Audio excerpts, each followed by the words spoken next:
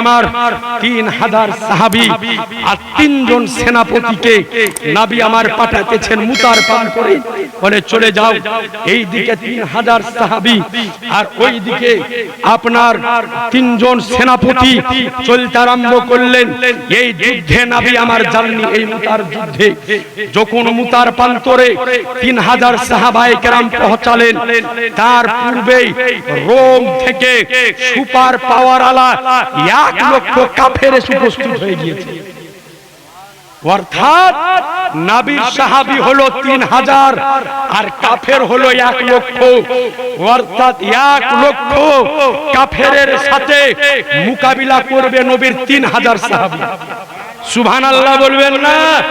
আর একটু আওয়াজ দিয়ে। আরে ইসলামের ইতিহাস আপনি আলগা করেন যে আমার রাসূলুল্লাহ যতগুলা যুদ্ধ করেছেন, কোন যুদ্ধে নবীর সাহাবীর সংখ্যা বেশি ছিল না। প্রত্যেকটা যুদ্ধে মুসলমানের সংখ্যা ছিল কম, কাফেরের সংখ্যা ছিল 2 গুণ 3 গুণ। এরপরেও কাফেরদেরকে যুদ্ধের ময়দানে সাহাবায়ে কেরাম কাঁপিয়ে দিয়েছেন। ইসলাম জগতের প্রথম যুদ্ধ হলো 2 হিজরিতে বদরের প্রান্তরে নবীর সাহাবী 313 জন, কাফেরের সংখ্যা 1313 জন। সাহাবায়ে কেরাম 1000 কাফেরের সিনাকে আজকে বদরের প্রান্তরে চুরচুর করে দিয়েছে। তৃতীয় হিজরিতে যুদ্ধ আজকে সংগঠিত হলো উহুদের যুদ্ধ। মুসলমানের সংখ্যা 700 মাত্র, কাফেরের সংখ্যা 3000 এর ঊর্ধ্বে। 700 সাহাবী 3000 কাফেরকে ময়দান থেকে বিতাড়িত করেছে। তাবুকের প্রান্তরে আজকে নবী মুস্তাফার 30000 সাহাবী 2 লক্ষ কাফেরকে চুরচুর করেছে। মুতার প্রান্তরে 3000 সাহাবী 1 লক্ষ কাফেরকে চুরচুর করেছে। সব চাইতে বড় অপমান হলো যে আজ থেকে 1400 বছর পূর্বে 61 হিজরিতে কারবালার প্রান্তরে 10ই মুহররম 22000 ইয়াজিদ বাহিনীকে ইমাম হোসাইনের এক শের হযরত আলী আকবর উলাট করে দিয়েছিল। একটু জোরে সুবহানাল্লাহ হবে না? অনেকে আমাদেরকে ভয় দেখায়, বলে এরা সংখ্যায় কম, এক হুরলাতে বিদায় করে দিব। তাদেরকে বলি ভাই, আমাদের ইতিহাস আলগা করে এসো। তোমাদেরই বাপ দাদারা এসেছিল ইসলামকে মিটানোর জন্য, তারা চুরচুর হয়ে বিদায় হয়ে ময়দান ছেড়ে পৃথিবীর মুখ থেকে বিদায় হয়েছে। 61 হিজরিতে এদেরই বাপ দাদা কারবালার প্রান্তরে এসেছিল। আমার ইমাম হোসাইন 22000 বাহিনীকে একাই উলটপালট করে দিয়েছিলেন। করে দেওয়ার পরে ইয়াজিদ বাহিনী জিন্দা থাকার পরেও মুর্দা, আর আমার ইমাম হোসাইন শাহাদাত বরণ করার পরেও জিন্দা। একটু জোরে সুবহানাল্লাহ হবে না? আজকেও এই জন্য বলি যে আমাদেরকে ভয় দেখিয়ে লাভ হবে হবে না। প্রয়োজন যদি পড়ে তো একবার নয়, হাজারো বার আমার নবীর প্রেমে আমরা জীবন দিতে প্রস্তুত আছি। প্রস্তুত আছি কি নাই? আছি কি নাই? একটু 2 হাত তুলে আমরা সকলেই প্রস্তুত আছি। আপনারা সোশ্যাল মিডিয়াতে দেখেছেন ইউপি সরজমিনে কয়েকদিন আগে একটা ঘটনা ঘটেছে যে একজন নবী প্রেমিক, একজন নবীর আশিক একটা সাইন বোর্ডে আই লাভ মুহাম্মদ লিখেছিল, অর্থাৎ আমি নবীকে ভালোবাসি। এই কথা লেখার কারণে তার বিরুদ্ধে এফআইআর হয়ে তাকে অ্যারেস্ট করেছে। আজ বলতে চাই যে আই লাভ মুহাম্মদ, আমার নবীকে ভালোবাসি, এই কথা বলার জন্য আরে জেল তো দূরের কথা, এক নয় যদি 1000 বার প্রয়োজন যদি পড়ে তো আমরা ফাঁসির কাছে ঝুলতে রাজি আছি। এই জন্য বলি আমরা একবার নয় 1000 বার বলবো। সকলে বলি I love Muhammad, I love Muhammad, I love Muhammad. একবার নয়, হাজার বার বলবো আই লাভ মুহাম্মদ। এই কথা বলার জন্য আমার যদি জেল হয় কবুল হব, ফাঁসি যদি হয় কবুল করে নিব, সুলি যদি হয় কবুল করে নিব, কিন্তু আমার নবীর মুহাব্বত দিতে পারবো না। এ আজিজান মুহতারাম, সুতরাং তাদেরকে বলতে চাই যে আমাদেরকে ভয় দেখিয়ে লাভ হবে না, কারণ আমার মুসলমান ঘরের বাচ্চা বাচ্চা ছোট থেকে বড় সকলেই শহীদে কারবালার জীবনী শুনে বড় হয়েছে। অর্থাৎ ইসলামের জন্য প্রাণ কেমন করে দিতে হয় নারী পুরুষ সকলেই জানে বলে। সুতরাং আমরা এটাই জানি, এই পৃথিবীর বুকে জন্ম হয়েছে একবার, মৃত্যুও হবে একবার। জন্ম হয়েছে একবার, মৃত্যু হবে একবার। আমরা মউতকে দেখে ভয় করি না, সুতরাং আমাদেরকে ভয় দেখিয়ে লাভ হবে না। আমরা এটাই বলি, জন্ম হয়েছে একবার, মউত হবে একবার। এই পৃথিবীর বুকে 1000 বছর বিড়ালের মতো লেজ গুটিয়ে বাঁচতে চাই না। 1 ঘন্টা বাঁচবো, ওটা বিড়ালের মতো লেজ গুটিয়ে নয়, সিংহের মতো গর্জন দিয়ে।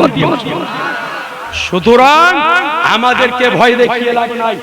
আপনারা শুনেছেন মসজিদে আকসা নিয়ে ফিলিস্তিনবাসীদের সাথে আপনার ইসরায়েলি বাহিনী যুদ্ধ চলতেছে দীর্ঘদিন। তো কয়েকদিন আগে ইসরায়েলের একজন বাহিনী ইন্টারভিউর মধ্যে বলতেছে যে ফিলিস্তিনের মুসলমানদেরকে আমরা যুদ্ধ করে পারবো না। বলে কেন? বলে কারণ হলো এটাই যে আমাদের বুকে বন্দুকের নলা যখন ধরা হয় তো ওই নলার ফুটো দিয়ে আমরা মউতকে দেখতে পাই, আর একজন মুসলমানের সিনার উপরে বন্দুক যখন ধরা হয় তো ওই বন্দুকের নলার ফুটো দিয়ে ও মউত নয়, আল্লাহর জান্নাত দর্শন করে। একটু জোরে বলেন সুবহানাল্লাহ। সুতরাং আমরা মউতকে ভয় করি না। সুতরাং আমরা এটাই বলি যে আমার মতো গুনাহগার পাপীর জান প্রাণ যদি আমার নবীর মহব্বতে উৎসর্গ হয়ে যায় তা আলহামদুলিল্লাহ, নাকি ভাই? নবীর মহব্বতে জীবন দিতে পারবো না? পারবো না? জোরে বলেন ইনশাআল্লাহ পারবো। সুতরাং আমাদেরকে ভয় দেখিয়ে লাভ হবে না, কারণ আমরা মউতকে দেখে ভয় করি না। তো আজিজানে মুহতারাম, আব্দুল্লাহ ইবনে রাওয়াহা নিজের বিবিকে থুয়ে যুদ্ধের ময়দানে গেলেন। যুদ্ধের ময়দানে চলতে আরম্ভ করলেন। সামনে যুদ্ধের ঘটনাটা আরেকটু আছে, বলে শেষ করি নাকি ভাই? যুদ্ধের ঘটনাটা আরেকটু আপনাদেরকে বলে দিই। সুবহানাল্লাহ, একবার দরুদ পাক পড়ে। আল্লাহুম্মা ছুড়া গেল উপরে কেন? হ্যাঁ হ্যাঁ, আরে উপরে উঠে পড়ে গেলে পা ভেঙে যাবে রে। নাম নাম ওয়ালা আলে তার প্রান্তরে যখন পৌঁছালেন, আগে থেকে রোম থেকে 1 লক্ষ কাফের আসার পর উপস্থিত হয়ে গিয়েছিল। হয়ে যাওয়ার পরে সর্বপ্রথমে ইসলামের ঝান্ডাটিকে ধরলেন হযরতে যায়েদ ইবনে হারেসা রাদিয়াল্লাহু তাআলা আনহু। তিনি ধরার পরে কাফেরদের নিকটে ইসলামের দাওয়াত দিলেন, কিন্তু এই দাওয়াত কবুল না করে কাফেরেরা তীর এবং বল্লম ছুড়তে আরম্ভ করলেন। হযরতে যায়েদ রাদিয়াল্লাহু তাআলা আনহু নওজোয়ান ছিলেন, শরীরে রক্ত ছিল গরম। সঙ্গে সঙ্গে নারায়ে তাকবীরের ধ্বনি দেওয়ার পরে ঘোড়ার পিঠে থেকে ঝাঁপ মেরে তলোয়ার বের করে মুতার পান করে একা ওই জায়গাতে 1 লক্ষ কাফেরের সাথে মোকাবিলা আরম্ভ করলেন। একদিকে একলাই কতক্ষণ মোকাবিলা করা যায়? কিছুক্ষণ মোকাবিলা করে হযরতে যায়েদ রাদিয়াল্লাহু তাআলা আনহু তিনি শাহাদাত বরণ করলেন। দ্বিতীয় সাহাবী হযরতে জাফর রাদিয়াল্লাহু তাআলা আনহু, হযরতে আলীর আপন ভাই, তিনি ঝান্ডাটিকে হাতে ধরলেন। হাতে ধরার পরে কিছুক্ষণ যুদ্ধ চালালেন। রোমান দেশের একজন কাফের হযরতে জাফরের হাতের উপরে ডান হাতে একটা তলোয়ারের কোপ দিল, তো উনার ডান হাতটা কেটে জমিনে পড়ে গেল। এরপরে বাম হাত দিয়ে ইসলামের ঝান্ডাকে উঁচু করে ধরলেন। ইসলামের ঝান্ডাকে বাম হাতে উঁচু করে যখন ধরে আছেন, আরেকজন কাফের বাম হাতে তলোয়ারে একটা কোপ দিল, বাম হাতটা কেটে জমিনে পড়ে গেল। হযরতে জাফর রাদিয়াল্লাহু তাআলা আনহু দেখতেছেন যে আমার তো দুই হাতি কাটা, ইসলামের ঝান্ডা তো জমিনে পড়ে যাবে। তিনি দেখলেন না না, ইসলামের ঝান্ডাকে জমিনে পড়তে দেওয়া হবে না। দুই হাত কাটা অবস্থায় নিজের বুক দিয়ে চেপে ধরে ইসলামের ঝান্ডাকে উঁচু করে ধরেছিলেন। ইসলামের ঝান্ডাকে উঁচু করে ধরে থাকলেন। সাহাবায়ে কেরাম বলেন, আমরা দূর থেকে দৌড়ে আসলাম। আসার পরে দেখলাম যে হযরতে জাফরের ডান হাত একদিকে, বাম হাত একদিকে, ডান পা একদিকে, বাম পা একদিকে, ধড় পড়ে একদিকে, মাথা পড়ে আরেকদিকে। বলে শরীরের প্রত্যেকটা অঙ্গ আলাদা আলাদা হয়ে পড়ে আছে। বলে ওই মুহূর্তে বলে তাকিয়ে দেখলাম যে জাফরের প্রত্যেকটা অঙ্গ তো আলাদা ছিল, কিন্তু এরপরে হযরতে জাফর রাদিয়াল্লাহু তাআলা আনহু নিজের কাটা মাথার দাঁত দিয়ে কামড়ে ধরে ইসলামের পতাকাকে উঁচু করে ধরেছিলেন। মুসলমান একটু জোরে সুবহানাল্লাহ হবে না? আর একটু আওয়াজ দিয়ে বলে উঁচু করে ধরেছিলেন।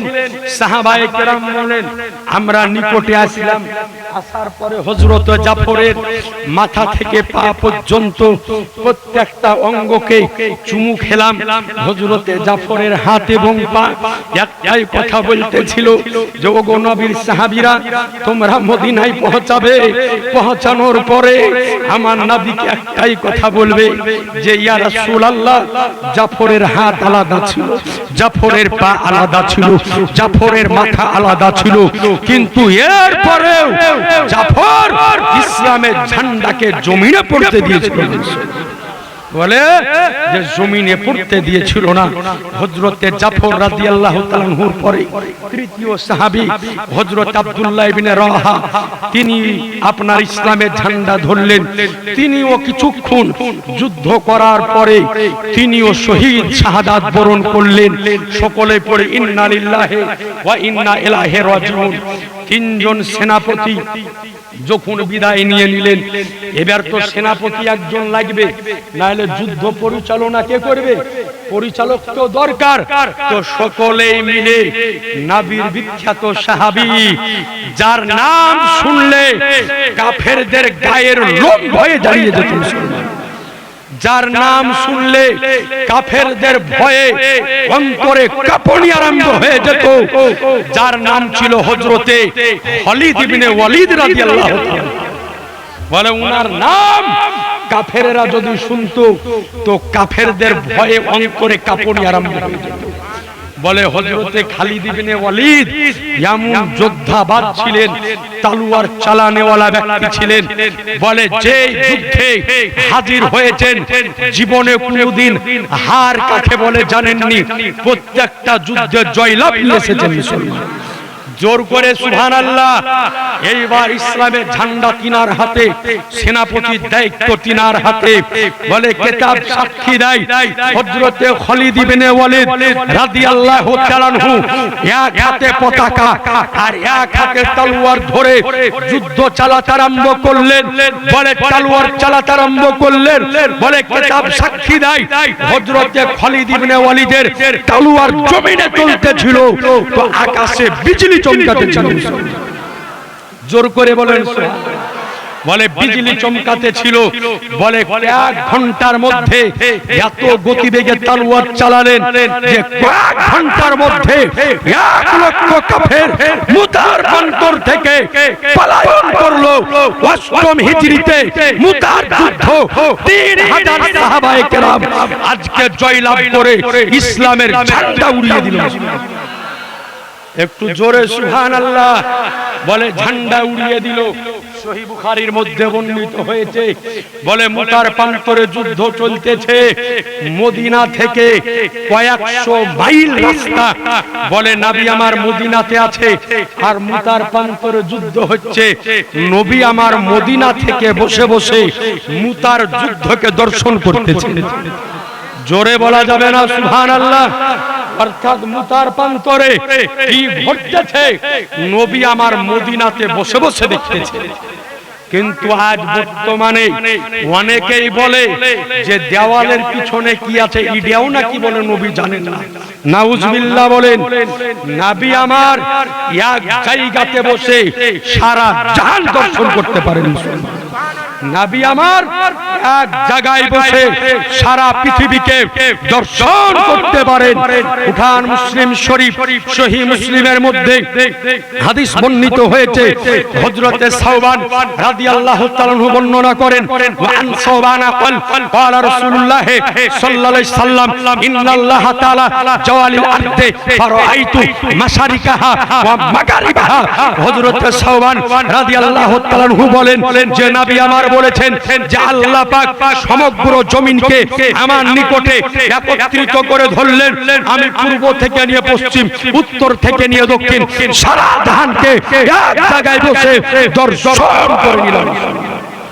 অর্থাৎ নবী আমার এক জায়গায় বসে সারা পৃথিবীকে দর্শন করতে পারেন।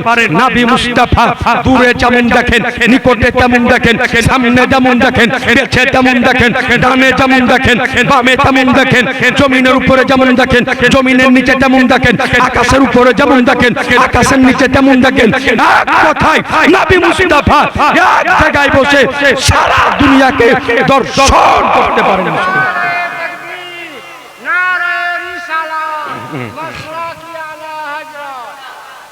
এ আজিজানে মুহতারাম, অর্থাৎ নবী আমার এক জায়গায় বসে সারা পৃথিবীকে দর্শন করতে পারেন। পারেন কি পারেন না?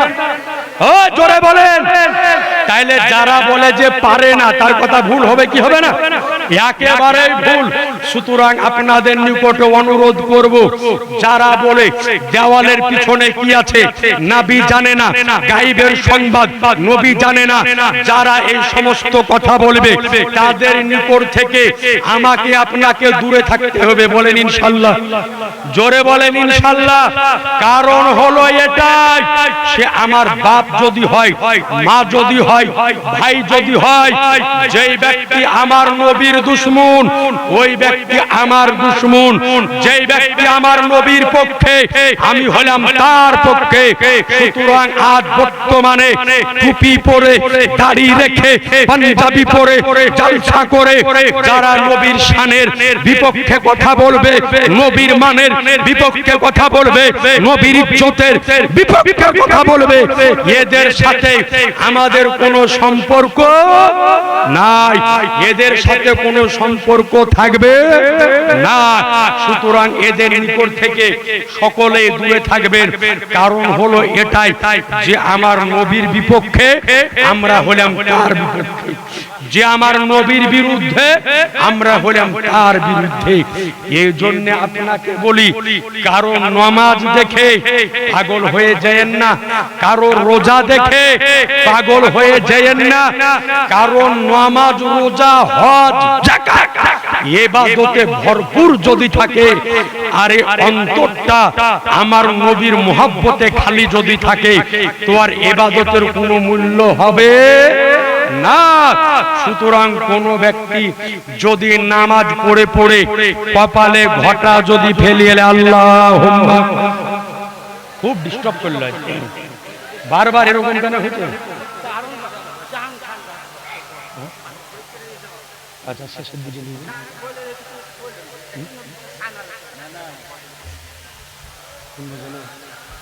শুরু করে গজল বলতে পারবো না। ওয়ালা মাওলানা সাল্লাল্লাহু আলাইহি ওয়াসাল্লাম।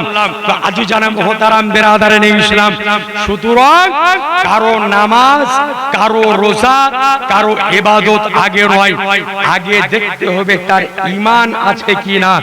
ঈমান যদি থাকে তো আমলের মূল্য আছে, আর ঈমান যদি না থাকে আমলের কোনো মূল্য হবে না।